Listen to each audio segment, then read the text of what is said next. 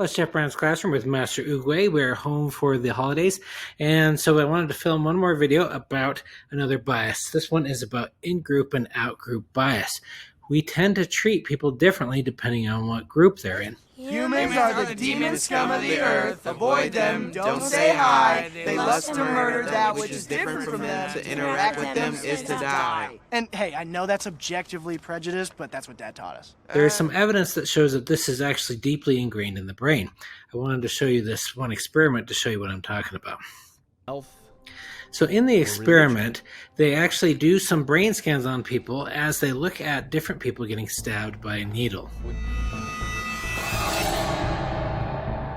Now that activates the pain matrix, which is what comes online when you're in pain or you see someone else in pain. Now here's the trick. We now added a label to each hand: Jewish, Christian, Muslim, Hindu, atheist, Scientologist. And the question is, would they care as much when they see a member of their outgroup getting stabbed?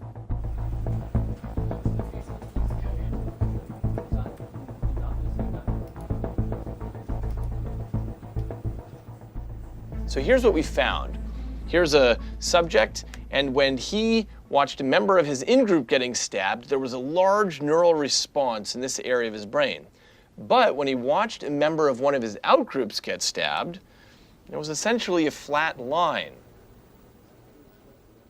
We scanned a range of volunteers, and there are individual differences, but the trend is clear.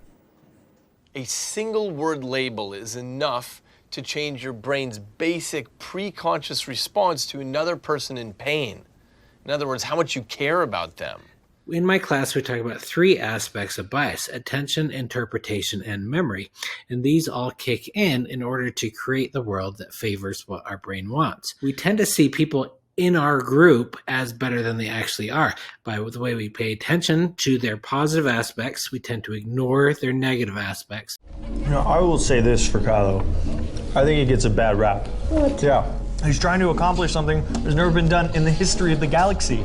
You know? Ridiculous. Rule everything? That's impressive. I admire the guy. Yes, exactly. Anything that's negative or ambiguous, we tend to interpret or reinterpret as positive. Oh, you are thinking a mistake. Boov, do not steal and abduct. No, Boov, liberate and befriend.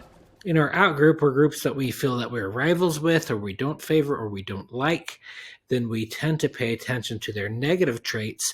We interpret things in the worst way possible, and we remember things through this lens. Clearly, there's a biological component. These predators may be reverting back to their primitive, savage ways?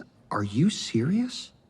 I just stated the facts of the case. As soon as we have a group that we identify with, we have a distortion that they're actually better than they really are. At first I thought the real world was run by men. And then there was a minute where I thought it was run by horses. But then I realized that horses are just men extenders.